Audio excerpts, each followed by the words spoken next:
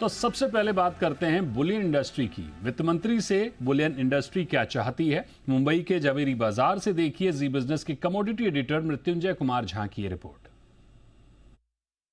तो बजट से ठीक पहले क्या ज्वेलर्स की धड़कनें तेज हैं, वो क्या सोचते हैं, उनके लिए क्या कुछ इस बजट में हो सकता है, ये जानना समझना इसलिए ज़रूरी है क्योंकि इस बार का बजट ऐसे वक्त में आ रहा है जब गोल्ड का प्राइस ऑल टाइम हाई पर है, 80,000 के पार है। अब तक का सबसे रिकॉर्ड भाव है गोल्ड का। तो रिकॉर्ड भाव पे बजट में क्या कुछ उम्मीदें बन रही हैं, इस पर हम बात करेंगे। और सबसे बड़े ज्वेलरी मार्केट जवेरी बाजार से इस वक्त हमारे साथ तमाम जो बुलियन और ज्वेलर्स के एक्सपर्ट हैं यहाँ पर मौजूद हैं। और ग्राउंड पर आने का मतलब हमारा ये है, मकसद ये है कि हम आपको यहाँ से बता पाएं कि बजट से ठीक पहले इनके मन में किस तरह की हलचल चल रही है, ये लोग क्या सोच रहे हैं, इनके बीच में आपस में क्या चर्चा हो रही है बजट को लेकर, उसी पर हम बात करेंगे। हमारे साथ सुरेंद्र मेहता साहब हैं जो कि इब्जा के सेक्रेटरी हैं, India Boolean and jewellers association के। मेहता जी, अब तो कुछ ही वक्त बचे हैं, अब आप कोई नई डिमांड रखेंगे तो उस पर तो कोई बात होगी नहीं क्योंकि बजट लॉक हो चुका होगा, लेकिन दिल क्या कह रहा है आपका, क्या होगा इस बार?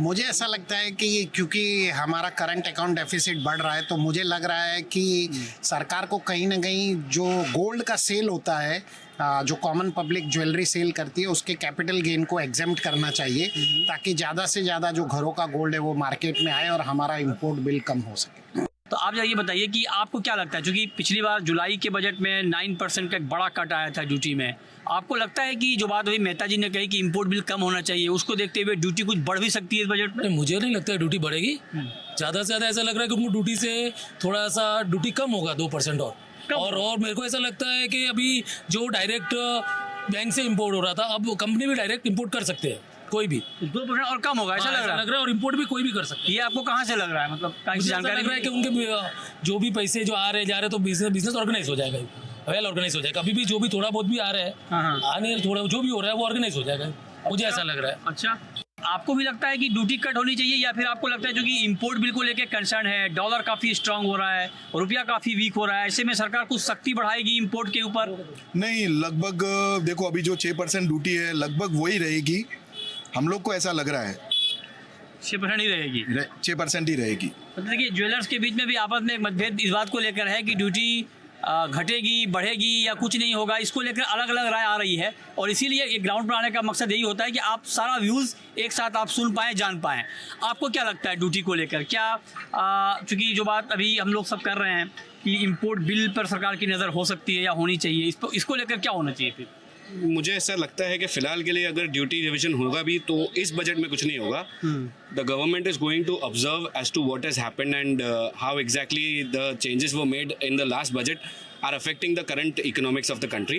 तो मुझे ऐसा लगता है और साल भर लेंगे वो लोग, और अगर ड्यूटी रिविजन लाना भी होगा तो अगले साल लाएंगे। अगले साल आएंगे। ओके, आपका सर क्या व्यू ड्यूटी के ऊपर? पहले हम इंपोर्ट ड्यूटी पे ही बात कर लेते हैं, फिर हम आगे बढ़ेंगे। विनीत जैन मेरा नाम है, आर्यन स्पॉट से हूँ मैं। मुझे गोल्ड के ड्यूटी के रिलेटेड ऐसा लगता है कि अभी अगर गोल्ड का ड्यूटी अगर बढ़ा देंगे तो फिस्कल स्ट्रेंथ भी इंडिया का, उसको भी नज़र रखते हुए ड्यूटी बढ़ा भी सकते हैं। लेकिन हम पूरा ज्वेलरी इंडस्ट्री से होते हुए हमें ऐसा लगता है कि ड्यूटी या तो सेम रहे या तो रिड्यूस हो जाए, जो हमारे बिजनेस के लिए बेटर है। अच्छा, आप कह रहे हैं कि या तो सेम रहे या रिड्यूस हो जाए। मेहता जी, आपकी इंडस्ट्री के लोग जो हैं वो अलग अलग राय अपनी रख रहे हैं ड्यूटी के ऊपर। इब्जा की क्या डिमांड है इस बार बजट से? आपने यहाँ पे क्या डिमांड रखी है और उस पर कितना बातचीत हो पाई है या कुछ होने की संभावना? देखिए, दो महत्वपूर्ण डिमांड है हमारी। एक तो ड्यूटी में रिडक्शन होना चाहिए ताकि हमारा जो ज्वेलरी का एक्सपोर्ट है वो बढ़ सके, और दूसरा बुलियन का एक्सपोर्ट को भी परमिशन मिलनी चाहिए, क्योंकि डायमंड इंडस्ट्री के फॉल आउट के बाद में ज्वेलरी जो इंडस्ट्री है उसको बहुत ही महत्व देना चाहिए इस बजट में, और उसके लिए ड्यूटी कम करके एक्सपोर्ट को बढ़ावा मिलना चाहिए। और इसीलिए हमने ये भी मांगा है कि एक jewellery export hub gift city में बनाना चाहिए जो 365 दिन काम करे, तो किसी भी तरह से जो हमारे कारीगर्स हैं, जो एम्प्लॉयमेंट है वो भी जनरेट होगा। और उसी के साथ साथ हमारी जो पुरानी डिमांड है इलेक्ट्रॉनिक गोल्ड रिसीट की, कि उसमें जीएसटी का एग्जेम्पशन मिलना चाहिए, और वो गोल्ड रखने के लिए जीएसटी बॉन्डेड वेयर हाउस बनने चाहिए, जैसे कस्टम बॉन्डेड वेयर हाउस है तो उसी प्रकार के बॉन्डेड वेयर हाउस बनने चाहिए। अगर वो डिमांड फुलफिल होती है तो गोल्ड मोनेटाइजेशन स्कीम को भी एक तरह से बूस्ट मिलेगा।